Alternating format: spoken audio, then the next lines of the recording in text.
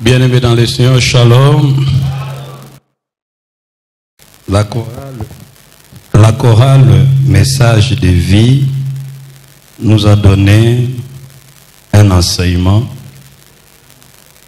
très édifiant. Et dans leur chant, ils disent que il y aura beaucoup de gens qui seront sauvés. Quant à leur nombre, ils ont dit qu'ils seront aussi nombreux que le sable de plage. Où est-ce qu'ils trouvent leur message? C'est dans les livres de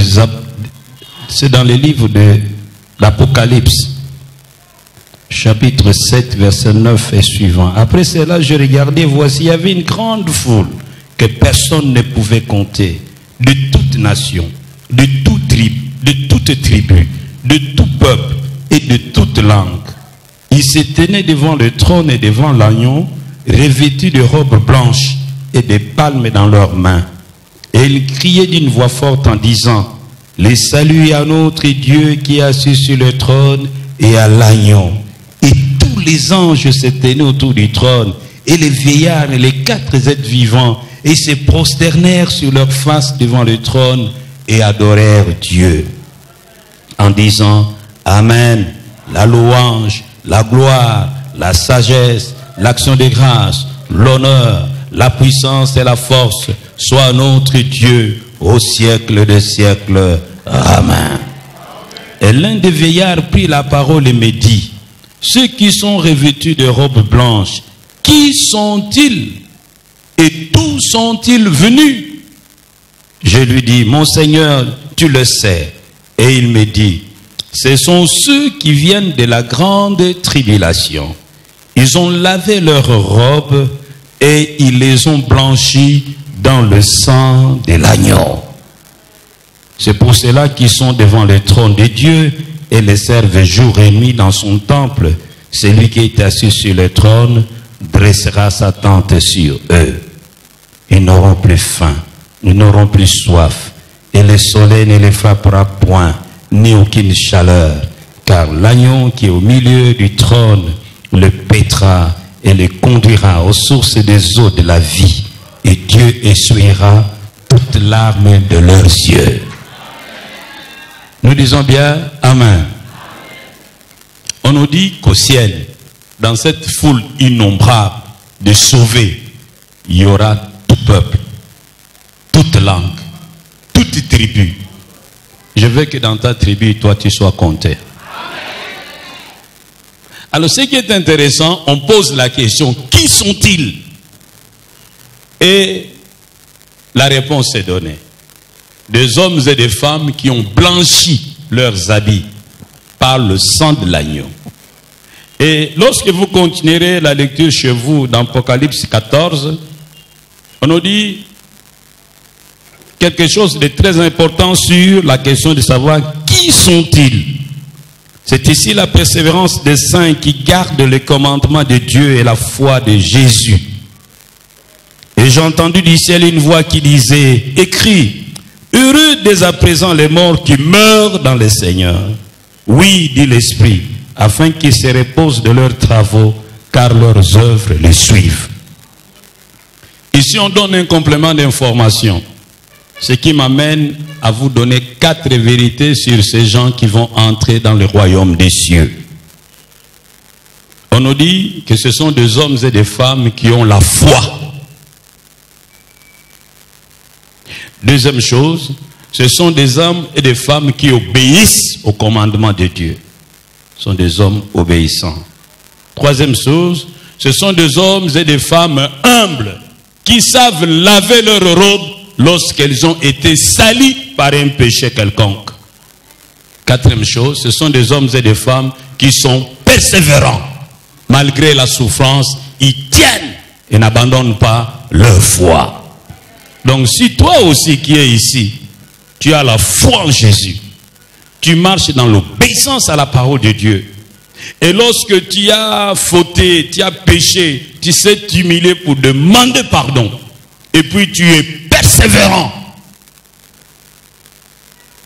Il y a un autre élément qu'on a ajouté au chapitre 14, qui font de bonnes œuvres, c'est-à-dire qui aiment leur prochain. En tout cas, tu feras partie de cette multitude qui va entrer au ciel. Oh, dites bien Amen. C'est l'essentiel du travail que nous faisons ici. L'église est une agence de voyage pour les ciels. Et moi ici, je suis le chef d'agence.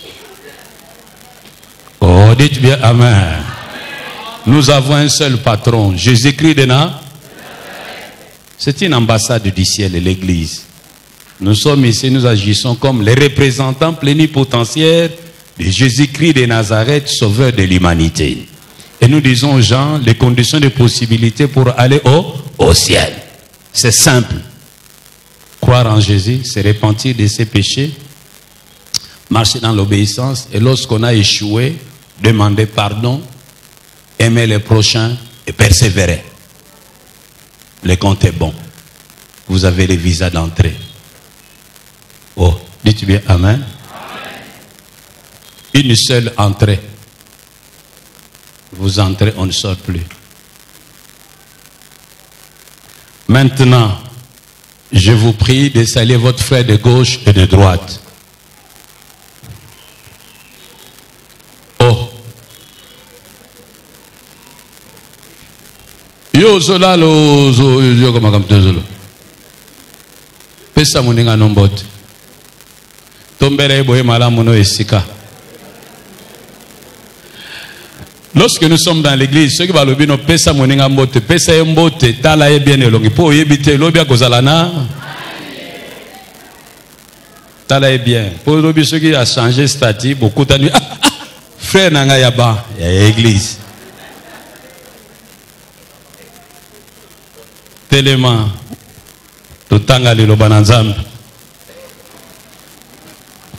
nous prenons nos Bibles dans l'évangile selon Saint Luc, chapitre 8, versets 1 à 3.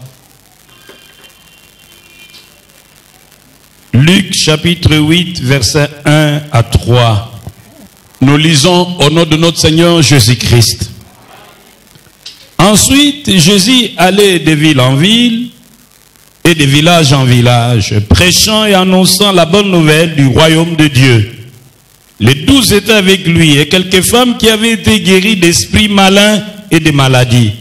Marie dite de Magdala, de laquelle étaient sortis 7 démons. Jeanne, femme de Chouza, intendant d'Hérode. Suzanne et plusieurs autres qui l'assistaient de leurs biens. Nous allons lire un deuxième texte dans 3 Jean. 3 Jean, l'épître, la 3e épître de Jean. Il n'y a qu'un chapitre. 3 Jean. Vous y êtes? Ok. L'ancien Gaius, le bien-aimé que j'aime dans la vérité. Bien-aimé, je souhaite que tu prospères à tous égards et sois en bonne santé comme prospère l'état de ton âme.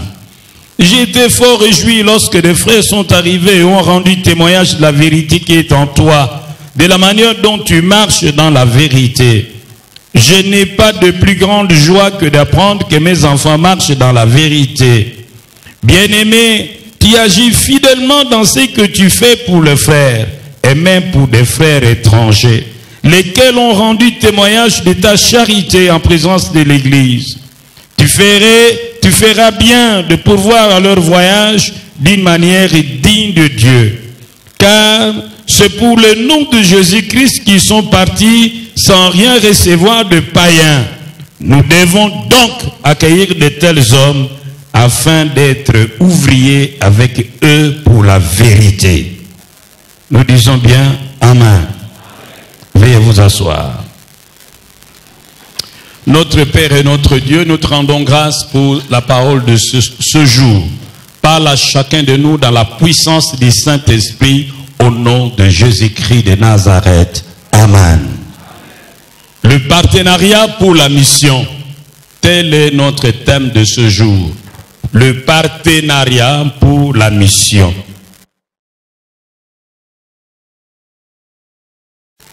le partenariat pour la mission. La Bible nous dit que nous sommes sauvés pour servir Dieu et le prochain. C'est ce que nous lisons dans 1 Pierre chapitre 2 verset 9. Dieu a fait de nous un royaume de prêtres, de sacrificateurs, pour annoncer les vertus de celui qui nous a appelés des ténèbres à son admirable lumière. Donc nous sommes sauvés pour servir. Et le plus grand service que Dieu attend de vous et de moi, c'est de lui chercher les hommes et les femmes perdus dans le péché, pour leur dire que le banquet est prêt, tout a été accompli à la croix, qu'ils se repentent de leurs péchés, qu'ils placent leur foi en Jésus pour qu'ils soient sauvés et réconciliés avec Dieu. Nous devons gagner ces hommes, nous devons gagner ces femmes, jusqu'à ce qu'ils puissent accomplir le cycle de la vie d'un disciple.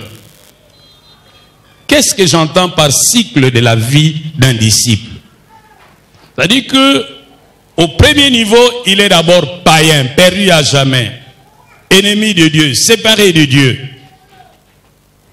Nous lui prêchons l'évangile, il accepte de se repentir et de croire en Jésus. À partir de ce moment, il devient croyant. Nous commençons à l'enseigner, l'instruire sur tout ce que Jésus nous a appris.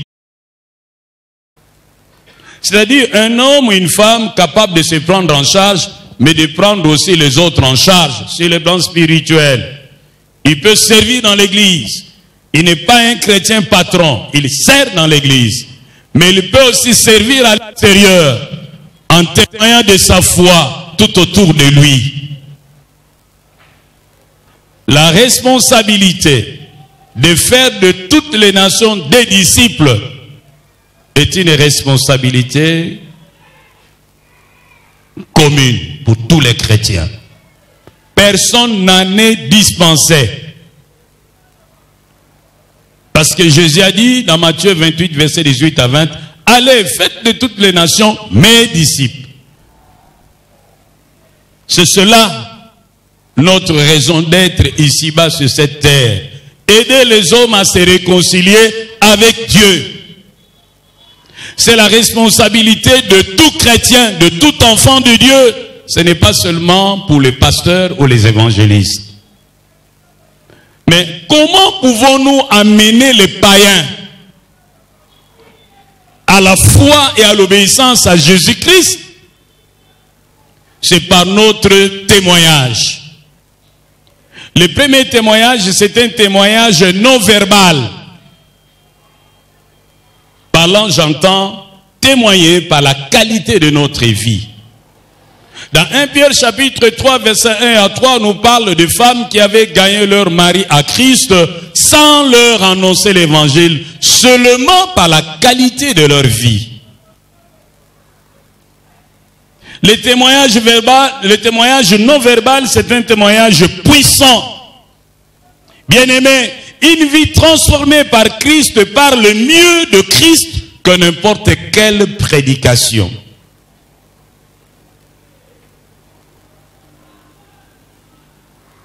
Lorsqu'un témoignage est donné par un homme qui a fait une rencontre personnelle avec Jésus, et il le fait clairement, simplement, dans la puissance du Saint-Esprit, ce message est efficace.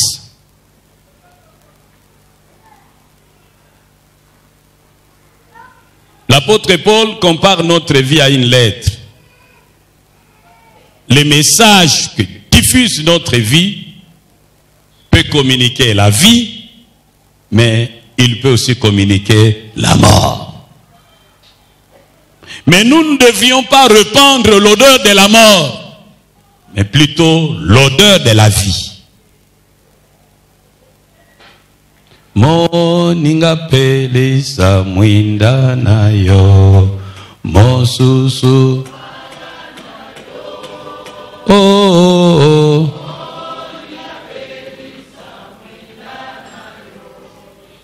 Mosusu alanda. Alanda. Alanda. Alanda. Gende ki mobiki se. Moninga pelisa mwinda nayo. Mosusu alanda. Bill Bright, le fondateur du Campus pour Christ, disait que le succès dans les témoignages consiste à présenter Christ simplement dans la puissance du Saint-Esprit en laissant les résultats à Dieu. Nous ne pouvons présenter Christ dans la puissance du Saint-Esprit qui est dans la mesure où nous sommes habités par le Saint-Esprit. Et dans Romains 8, 28, on nous dit, Romains 8, verset 9, la Bible dit, si quelqu'un n'a pas l'Esprit de Christ, il ne lui appartient pas. Donc pour que cet Esprit fasse de nous son temple, nous devons d'abord faire une rencontre personnelle avec Jésus-Christ de Nazareth, en nous repentant de nos péchés et en plaçant notre confiance dans sa mort et résurrection. Nous disons Amen. À part les témoignages non verbaux, nous pouvons aussi gagner les païens à Christ par un message verbal, un évangile proclamé. En ce qui concerne la proclamation de l'évangile, si vous ne pouvez pas le faire, vous devez envoyer quelqu'un d'autre le faire à votre place. Si vous n'êtes pas prêt à partir, vous devez envoyer quelqu'un d'autre à votre place. Parce que la Bible dit que nous sommes sauvés par grâce au moyen de la foi. Ce salut ne vient pas de nous, c'est un don de Dieu. Ce n'est pas le résultat de nos efforts afin que personne ne se glorifie. Mais la foi vient de ce qu'on entend. Et ce qu'on entend vient de la parole de Christ. Mais comment les gens entendront-ils parler de Christ si personne ne leur en parle? Et comment y aura-t-il des gens qui vont parler aux autres s'ils ne sont pas envoyés? Nous avons l'obligation d'envoyer les gens annoncer l'évangile à ceux qui ne l'ont pas encore entendu. Si vous ne pouvez pas partir, vous devez envoyer quelqu'un d'autre à votre place. Nous disons bien Amen. Dites à votre voisin, si vous ne pouvez pas partir, envoyez quelqu'un d'autre à votre place. Dites-le lui. Il y a des gens qui vous disent, moi je n'ai pas le don d'évangéliser. Je vous le concède. Au moins je n'ai pas assez courage de passer de porte à porte. Vraiment, je vous le concède. Non, moi je suis tellement occupé, je n'aurai pas le temps. Je vous le concède. En tout cas, moi, j'ai tellement connu de frustration que non, je vous le concède. C'est pas grave. Mais, il y a une voie de sortie. Vous ne pouvez pas partir. Associez-vous à celui qui est prêt à partir. Oh, je pensais que tu allais dire Amen. Associez-vous à celui qui est prêt à partir. Cette association en vue de la proclamation de la bonne nouvelle, c'est celle-là que nous appelons partenariat pour la mission. Est-ce qu'il y a-t-il un fondement biblique à ça? Oui.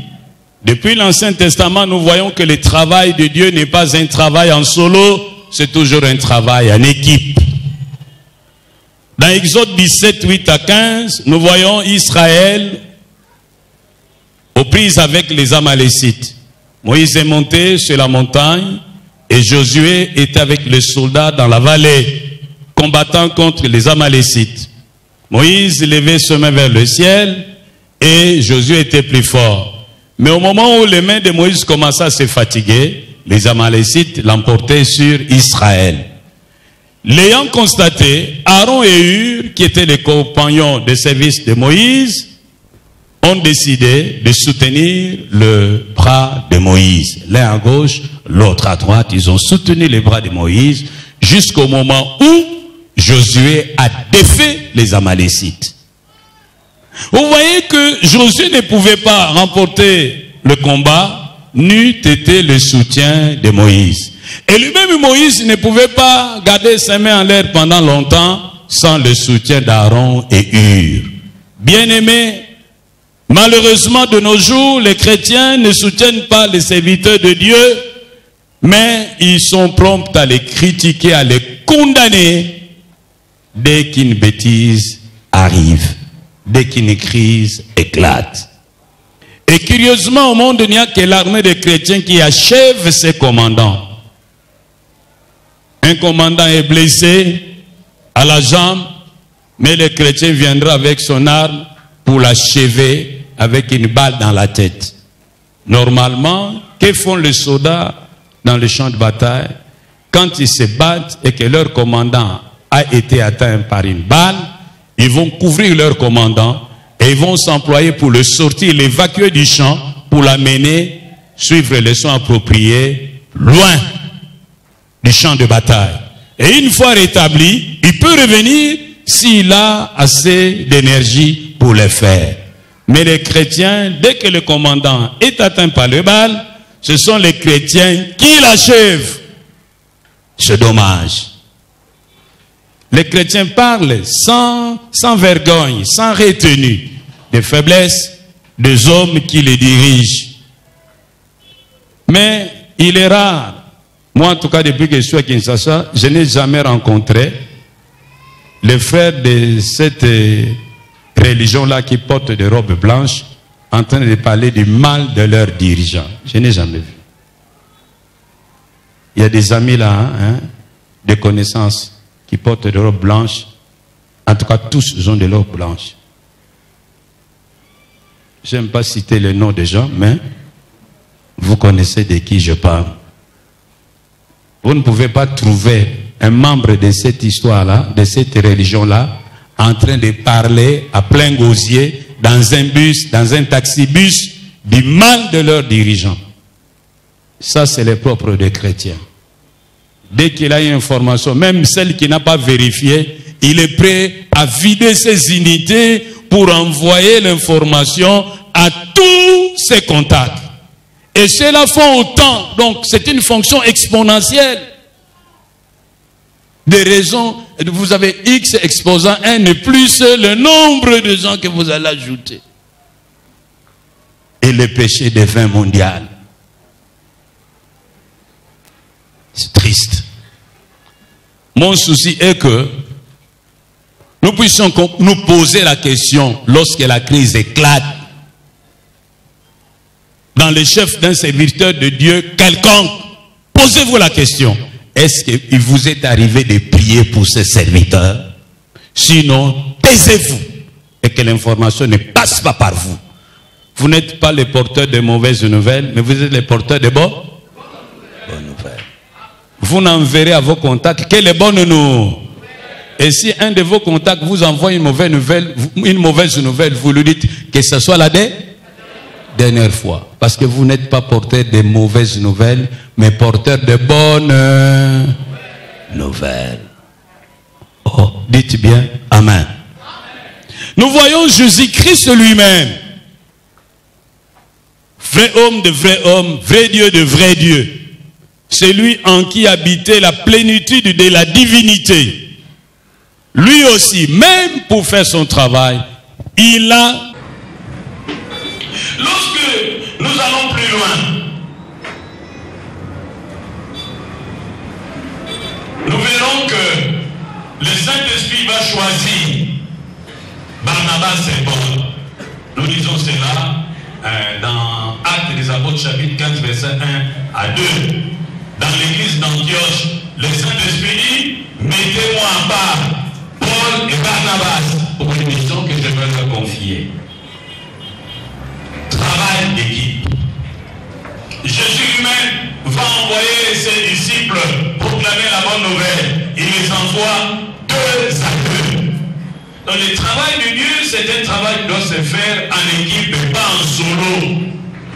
Dieu tient à ce que cela se fasse en équipe, c'est pourquoi le Saint-Esprit ne donne pas tous les dons à un seul individu. Il le distribue comme il veut pour nous rendre interdépendants.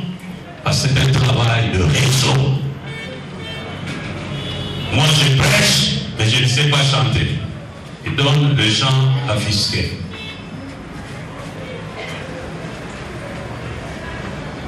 Peut-être que toi, tu ne sais pas nettoyer l'église. Dieu suscite une maman pétronnelle. Nous avons une maman qui a nettoyé l'église pendant toute la croisade. Chaque jour, elle venait ici. Elle nettoyait l'église. Chaque jour. La commission de nettoyage fonctionne les samedis. Mais cette maman-là, c'est chaque jour qu'elle venait nettoyer l'église. Nettoie ici, nettoie là-bas, nettoie les toilettes, tout propre. Sans murmurer, chaque jour. C'est une grâce que Dieu lui a donnée. Oh, dites-moi maman. Mais toi, peut-être tu n'es pas capable de le faire. Dieu te met à cœur de soutenir par tes moyens. Il te donne le don de libéralité. Chacun a reçu une grâce particulière de la part de Dieu pour l'utilité correcte. Mais nous ne pouvons pas avoir toutes les grâces parce que Dieu ne veut pas faire de nous des égoïstes et des orgueilleux. Il veut que ce qui nous manque soit complété par l'autre. Nous sommes interdépendants les uns les autres. Personne n'est moins important. Nous sommes tous importants, chacun selon son rang. J'ai besoin de vous. Autant vous avez besoin de moi. Oh, dites-le Amen.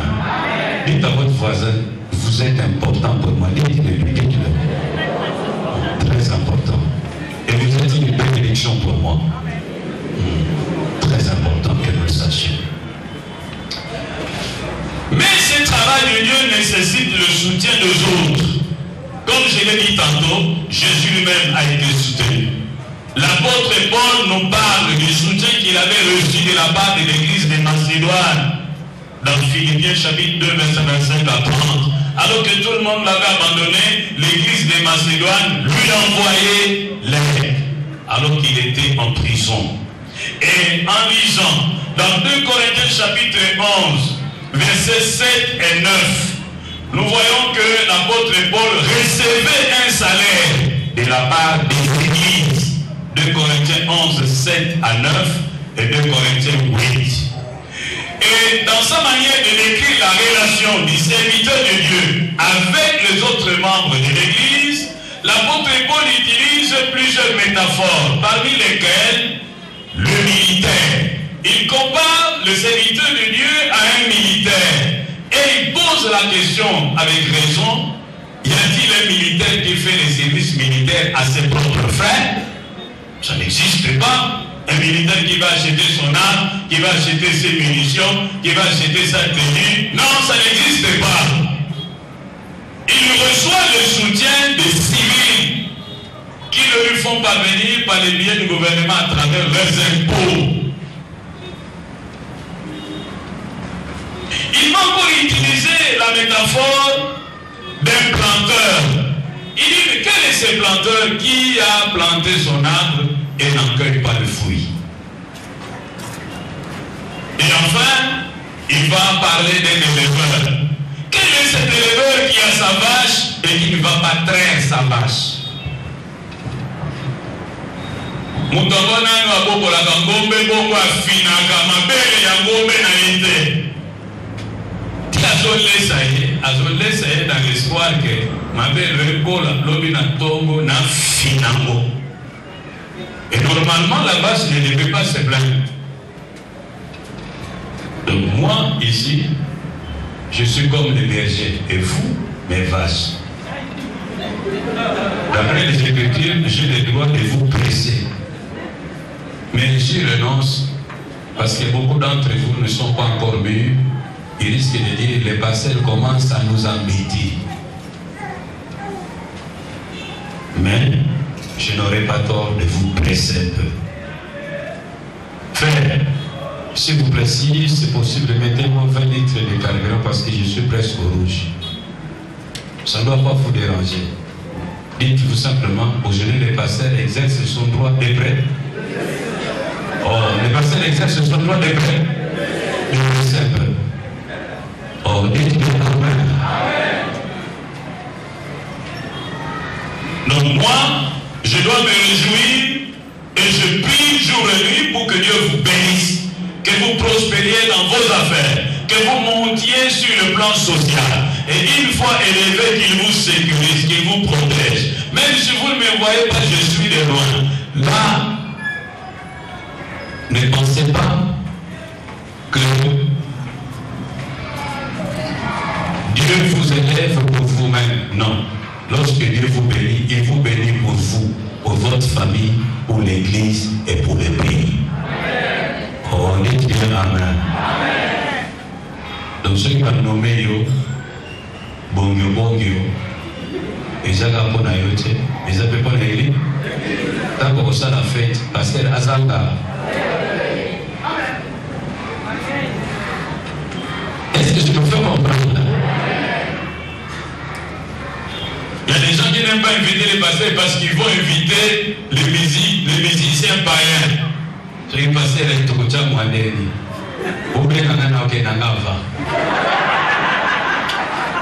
Nous disons bien Amen.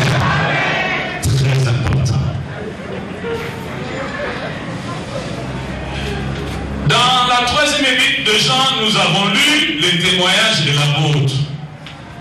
Il parle au sujet d'un certain Gaius qui était son disciple, de qui il avait reçu de bons échos.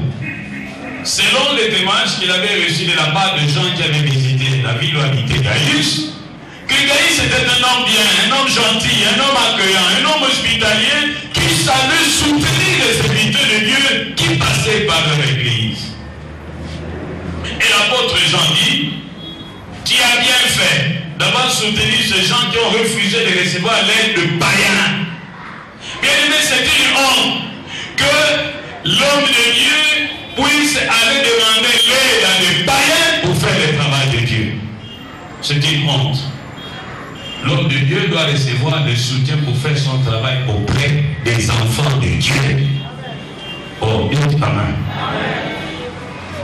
Et puis l'apôtre Jean dit, c'est notre devoir à nous les chrétiens de soutenir de tels gens afin d'être ouvriers avec eux dans ce qu'ils font. L'apôtre Jean dit que lorsque nous soutenons un serviteur de Dieu pour lui permettre de bien faire son travail, de proclamer la bonne nouvelle, nous devenons partenaires avec lui.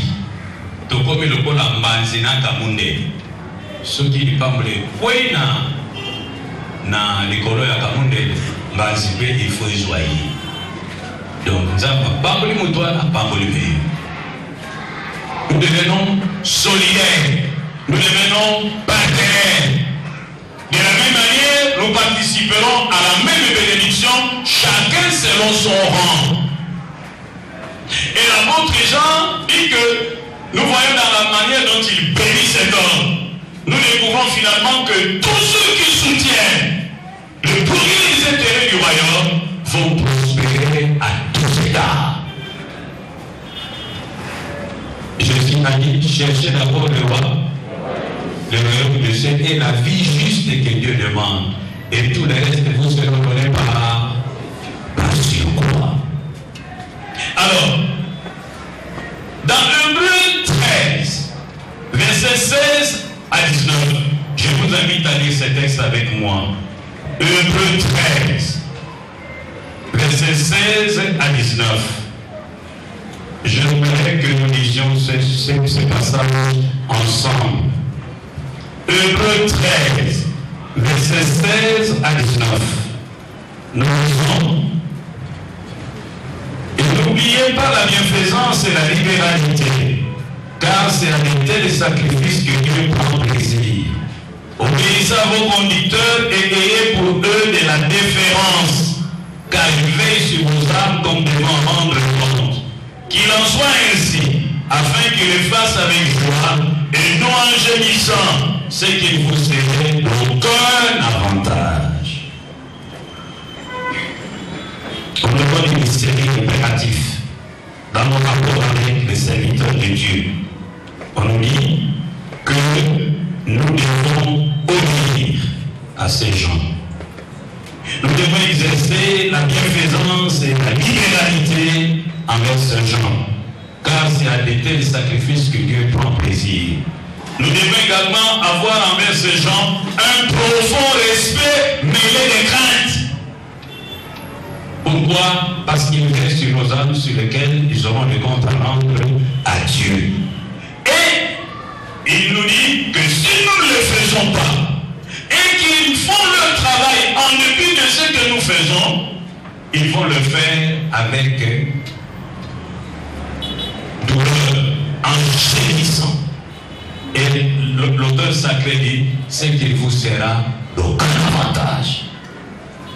Lorsque nous comprenons ces choses, nous n'aurons plus besoin, comme tous, à soutenir ceux qui se sont engagés pour le progrès de l'évangile.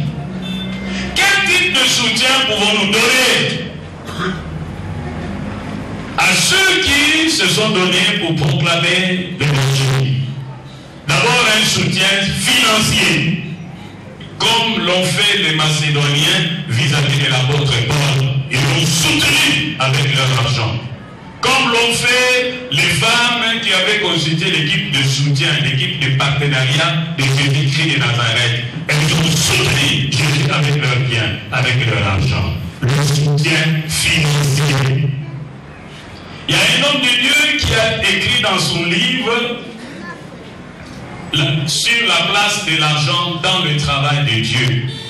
Et l'image qu'il a utilisée, c'est une image saisissante. Il a dit, l'argent est au ministère, c'est que sont le pneu pour un véhicule. Pour avoir un véhicule bien là, moteur impeccable, l'intérieur est bien, tout est bien. Mais si les pneus ne sont pas en bon état, vous ne pouvez pas aller loin. Vous aurez des crevaisons, quelques minutes après, crevaison. Mais les autres véhicules qui peuvent paraître bimbamala, mais qui ont de bons pneus, vont rouler plus vite que vous et iront plus loin que vous. Donc nous avons besoin de l'argent dans le ministère autant que nous avons besoin du Saint-Esprit. Nous disons bien Amen. Le soutien financier. Le deuxième soutien, c'est le soutien spirituel. L'apôtre Paul demande dans son épître aux Éphésiens chapitre 6, verset 19, il demande aux chrétiens de prier pour lui, afin que lorsqu'il lui est accordé l'occasion de proclamer la parole, qu'il le fasse avec hardiesse. Le soutien spirituel.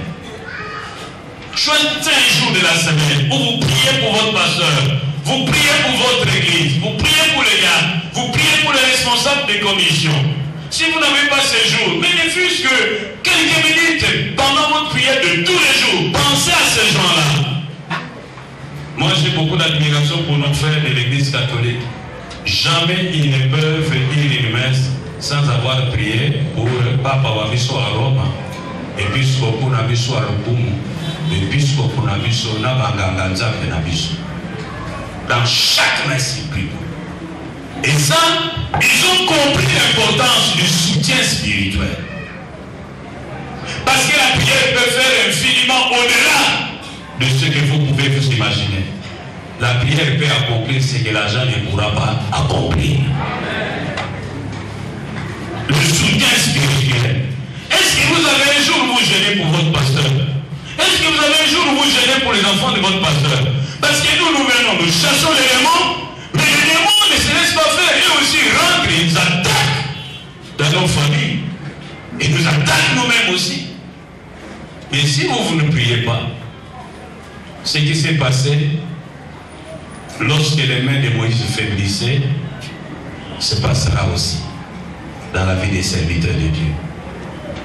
Les mains de Moïse se faiblissaient, l'ennemi était plus fort sur Josué. Les mains de Moïse étant en l'air, Josué était plus fort que l'ennemi. Priez toujours, priez sans cesse, priez le Seigneur entendra. Il est fidèle à sa promesse. Priez, priez, il répondra. Priez toujours, priez sans cesse. Priez le Seigneur entendra.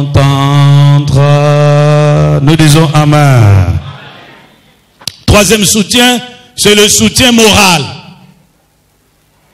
Le soutien moral. Les encouragements, les félicitations. Le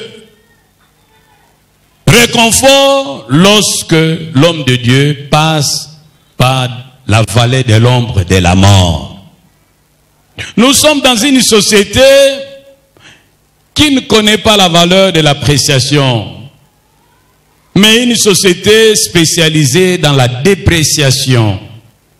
Nous ne voyons que le mal, mais nous ne voyons pas le bien.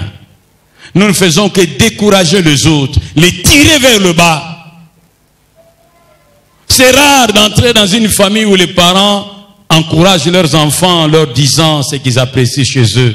Aux amayele, vraiment, vraiment entreprenant, oh, vraiment, non, non, souvent, yo, orobongate, yo, kozalaka zobe lokola ba papa na yo. Bon, zobe lokola ba papa na ye, mais il faut loba plutôt, na boyo zala zobe lokola ba papa na yo. Boyo pe obale pi moi c'est zoba, mobile a zoba, donc yo moko pe oza zoba. Parce que les deux deviendront une seule. Donc, bokoma ba zoba maman, zoba papa. Apprécions nos enfants. Même Jésus, quand il parle de cette église de l'Asie mineure, avant de leur faire de reproches, il commence par les féliciter pour ce qu'ils trouvent de bon.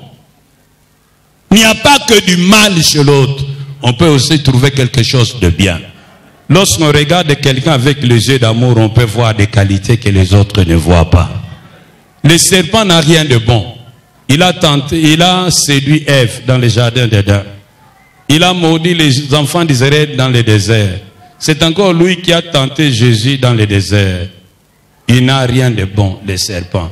Mais Jésus regarde le serpent et trouve une qualité. Il dit, soyez prudents. Hein? La prudence, c'est un défaut ou une qualité? Même dans cet homme-là qui te traite de diable, regarde-le bien. Tu vas remarquer qu'il a toujours quelque chose de bien. Tu ne sais pas encore réaliser le bien qui est en lui parce qu'il est à tes côtés. On apprécie mieux une chose que lorsqu'on la perd.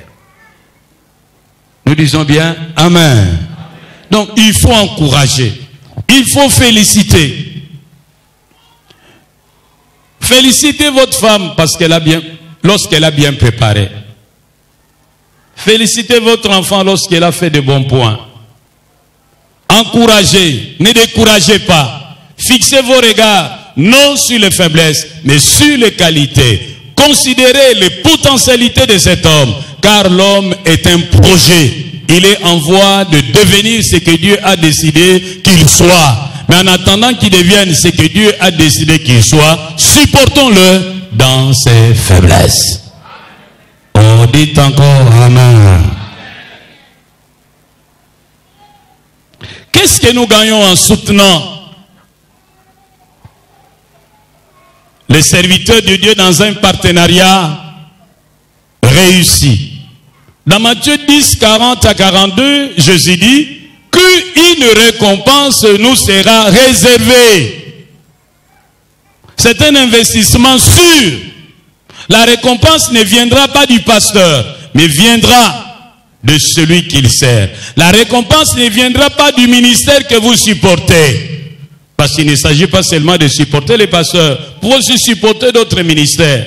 La Ligue pour la lecture de la Bible, la Société biblique, ils ont des besoins financiers. En passant, vous donner un soutien, un don, c'est une bonne chose. L'aumônerie des hôpitaux, l'aumônerie des prisons.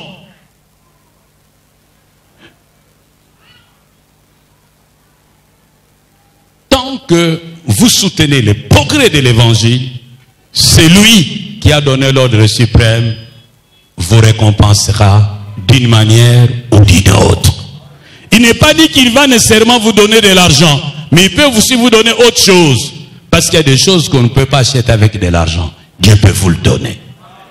Oh, dites bien Amen. Il peut vous sauver des accidents. Il peut vous donner des connexions utiles. Il peut vous faire des surprises agréables. Il peut vous guérir d'une maladie.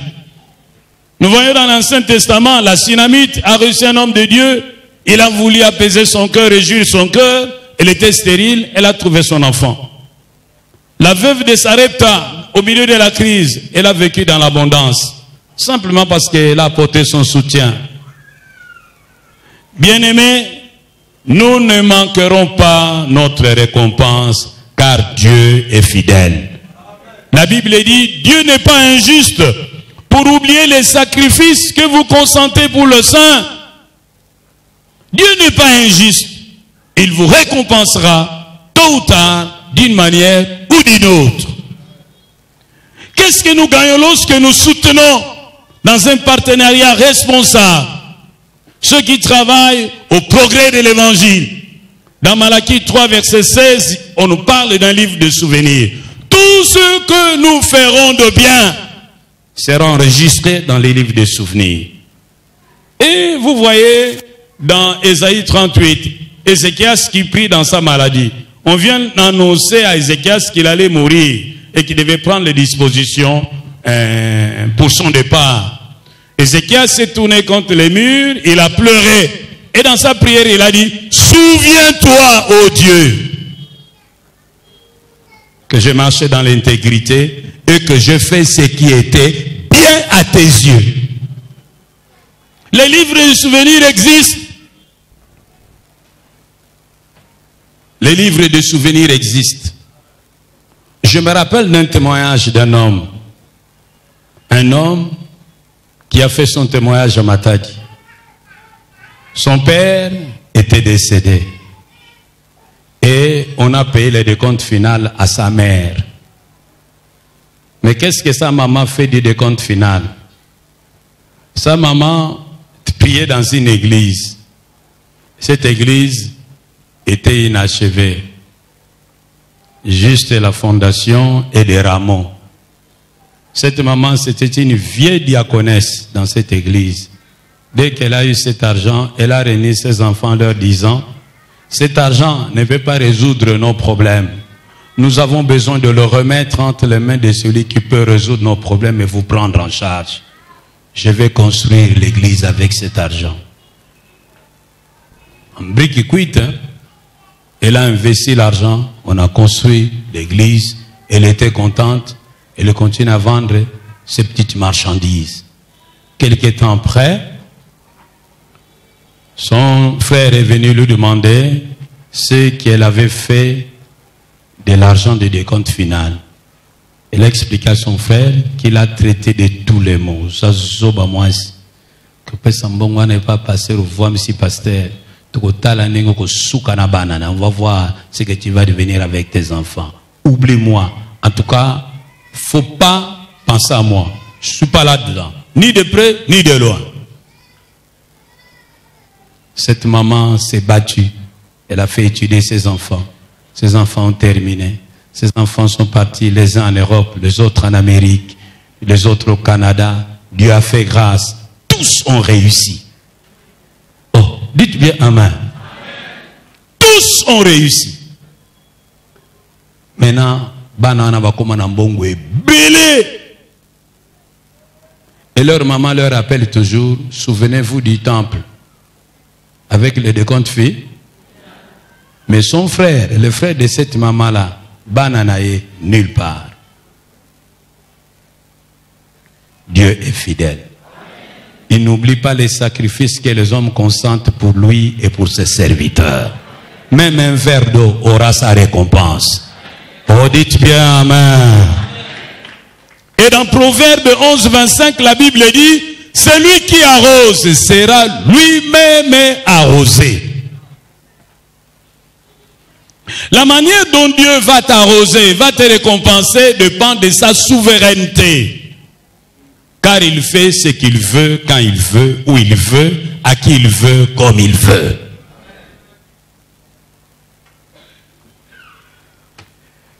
Voici les conditions pour être un partenaire que Dieu honore. Première condition, vous devez d'abord vous donner à Dieu. L'apôtre Paul dit que les Macédoniens s'étaient d'abord donnés à Dieu. Ensuite, ils ont donné au-delà de ce qu'ils avaient. Les Macédoniens n'étaient pas des riches. On nous dit qu'ils vivaient dans une extrême pauvreté. Mais malgré leur pauvreté, ils ont donné à Dieu au-delà de toute mesure. Pourquoi? Parce qu'ils s'étaient d'abord donnés eux-mêmes à Dieu. Donc la première chose, vous devez vous rassurer que vous avez déjà donné votre vie à Jésus. Soyez rassurés qu'un jour vous vous êtes repenti et vous avez placé votre foi en Jésus comme Seigneur et Sauveur personnel. Ça, c'est important. C'est la condition sine qua non. Deuxième chose, vous devez vivre détaché des biens que Dieu vous donne. Vous devez prendre conscience que vous n'êtes qu'un intendant et que vous avez tout reçu par grâce. L'apôtre Paul dit que ceux qui vivent, que ceux qui sont mariés vivent comme n'étant pas mariés, que ceux qui possèdent vivent comme ne possédant rien. Nous devons garder une certaine distance critique entre nos avoirs et nous-mêmes. Nous devons garder constamment en tête que nous ne sommes que des gérants, mais que tout ce que nous avons appartient à Dieu. Dans le psaume 24, verset 1, on nous dit que les cieux et la terre et tout ce qui renferme appartiennent à notre Dieu. Et dans 1 Corinthiens 4, verset 7, l'apôtre pose la question: qu'as-tu que tu n'aies réussi? Et si tu as tout reçu, pourquoi te glorifies-tu comme si cela ne t'a été donné? Bien-aimés, nous devons savoir vivre dans un état de détachement. Troisième élément qu'on doit voir, chez vous et chez moi, c'est l'humilité.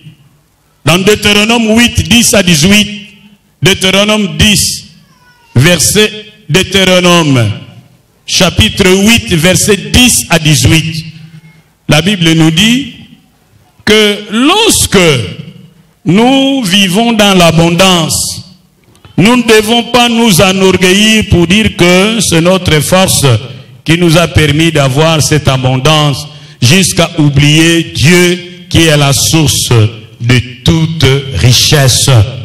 J'aimerais lire le texte avec vous. Deutéronome chapitre 8, versets 10 à 18. La Bible dit: lorsque tu mangeras et te rassasieras, tu béniras l'Éternel ton Dieu pour le bon pays qu'il t'a donné. Garde-toi d'oublier l'Éternel ton Dieu au point de ne pas observer ses commandements, ses ordonnances et ses lois que je te prescris aujourd'hui. Lorsque tu mangeras et te rassasieras, lorsque tu bâtiras et habiteras de belles maisons, lorsque tu verras multiplier ton gros et ton menu bétail, s'augmenter ton argent et ton or, et s'accroître tout ce qui est à toi, prends garde que ton cœur ne s'enfle et que tu n'oublies l'Éternel ton Dieu qui t'a fait sortir du pays d'Égypte, de la maison de servitude, qui t'a fait marcher dans ces grands et affreux déserts où il y a des serpents brûlants et des scorpions, dans des lieux arides sans eau, et qui a fait jaillir pour toi de l'eau du rocher le plus dur, qui t'a fait manger dans le désert la manne inconnue de tes pères, afin de t'humilier, de te prouver pour te faire ensuite du bien. Garde-toi de dire en ton cœur: ma force et la puissance de ma main m'ont acquis ces richesses. Souviens-toi de l'Éternel ton Dieu, car c'est lui qui te donnera de la force pour les acquérir, afin de confirmer comme il est fait aujourd'hui son alliance qu'il a jurée à tes pères. Oh, dites bien amen. N'oublie pas Dieu. Ne te bombe pas la torse en disant: c'est mon intelligence, c'est mon savoir-faire. Tout est grâce. Et tu dois tous te dire: tu n'es pas le plus intelligent.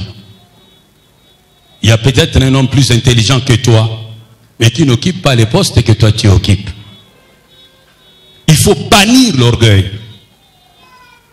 Te souvenir constamment que tu es le produit de la solidarité. Ne sois pas ingrat. Souviens-toi de tous ceux qui t'ont aidé d'une manière ou d'une autre.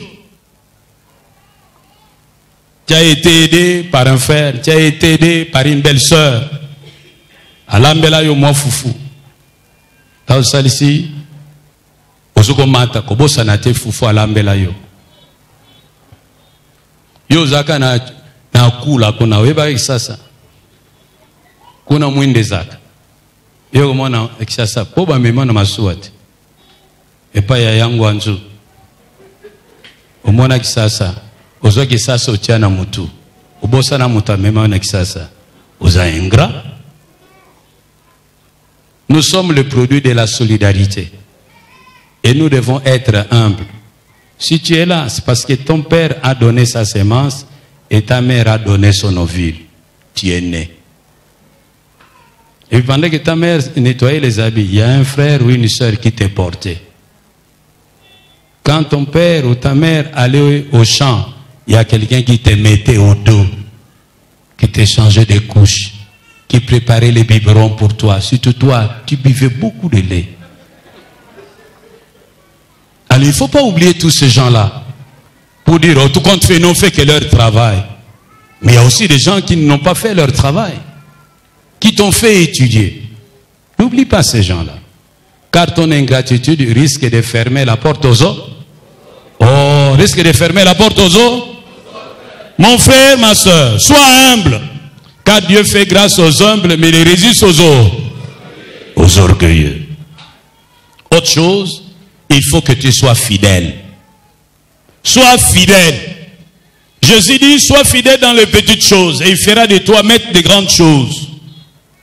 Et dans Proverbe 20, verset 6, la Bible dit, beaucoup de gens proclament leur bonté, mais un homme fidèle, qui le trouvera? Un homme fidèle, c'est celui qui sait respecter la parole donnée. Un homme fidèle, c'est celui qui sait respecter les engagements pris. Un homme fidèle, c'est celui qui sait respecter les promesses qu'il a faites à Dieu. Un homme fidèle, c'est celui-là. Et dans Psaume 15, on nous dit, même si après il se rend compte qu'il aurait dû ne pas prendre cet engagement, qu'il aurait dû ne pas faire cette promesse, il ne se dédie pas.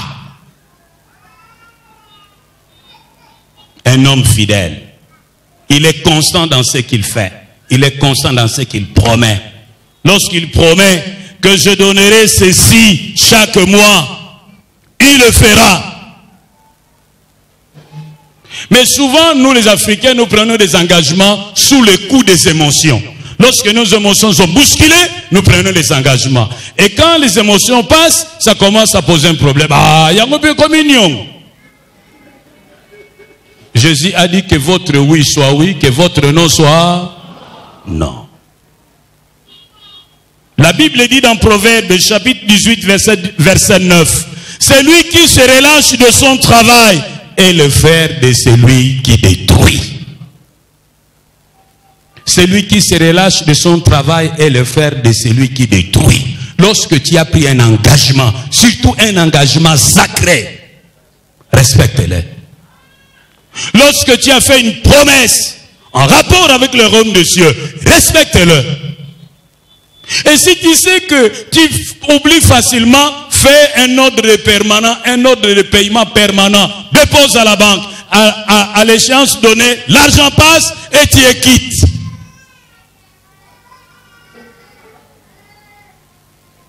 Dieu a besoin de partenaires fidèles. Oh, dites bien Amen. Lorsque vous prenez l'engagement de soutenir l'œuvre de Dieu par la prière, vous devez être conséquent. Il ne faut pas prier pendant 10 minutes, mais priez sérieusement. Si c'est sur le plan financier, fidèle à votre engagement. Et lorsque Dieu augmente vos avoirs, vous augmentez aussi le plafond. Il faut que Dieu se retrouve dans ce que vous avez comme bénédiction. Oh, je pensais que tu allais dire Amen.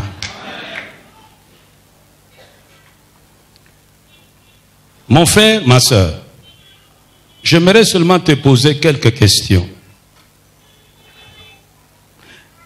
Dans le souci de gagner les païens à Christ, ma question est la suivante. Est-ce que ta vie, telle que tu l'amènes, toi, attire-t-elle les gens vers Christ ou le repousse-t-il loin de Christ? Pourquoi depuis tout ce temps que tu viens ici, ta femme n'est pas là?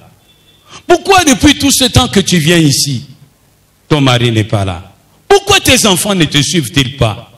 Pourquoi tes voisins des parcelles ne te suivent pas? Pourquoi? Quel témoignage les gens ont-ils de toi?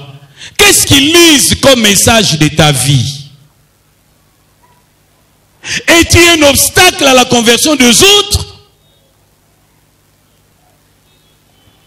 Ta vie, est-ce qu'elle attire ou elle repousse les gens loin de Christ? Deuxième question. Est-ce que tu soutiens l'évangile? Est-ce que tu soutiens l'évangile? Es-tu un vrai partenaire de l'évangile? Si tu n'as pas le temps d'aller prêcher de porte à porte, soutiens l'œuvre avec ton argent. Si tu n'as pas le temps d'abandonner ton bureau climatisé pour aller évangéliser à l'intérieur, soutiens l'œuvre par ton argent.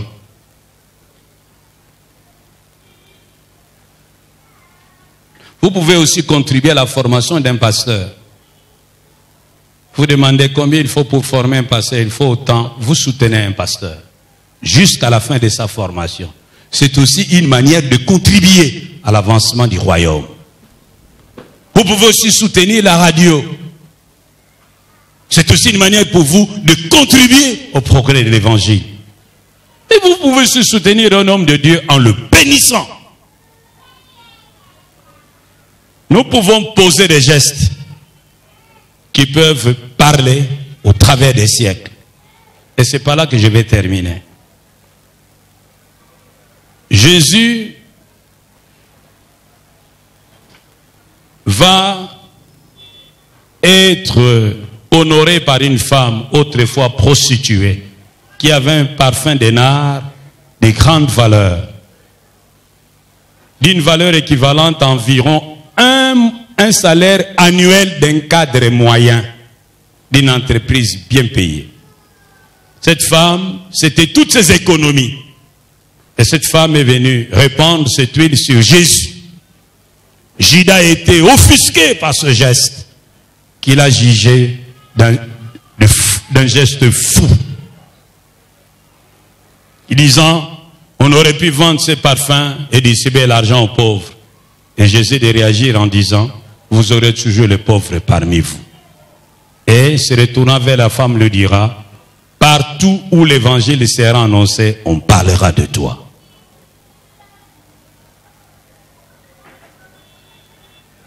Il y a des gestes qui peuvent traverser des décennies, qui peuvent traverser des générations. Les centenaires romains ont construit les temples. On parlera de lui au siècle des siècles. Il y a des gens qui sont riches pour eux-mêmes, mais pauvres pour Dieu. Je te pose la question, es-tu riche pour Dieu?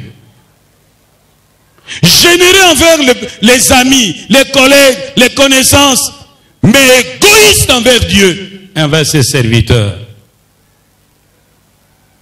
Généreux envers les autres, les amis, les connaissances, mais égoïste envers leurs propres membres de famille. Il faut que tu commences à démontrer que tu es généreux au niveau de ta famille. Si quelqu'un ne prend pas soin des siens, principalement des membres de sa famille, il est pire qu'un. Il a renié la foi. Il est pire qu'un infidèle.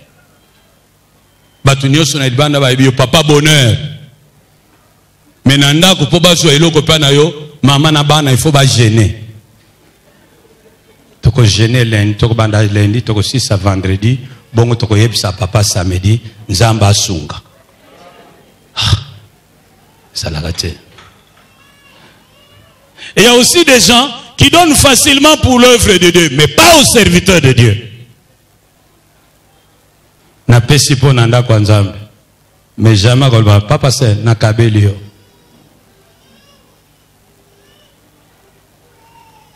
Ma prière est qu'aujourd'hui, tu réalises que tu n'es qu'un intendant et que tout ce que Dieu te donne doit contribuer à l'avancement des intérêts du royaume de Dieu.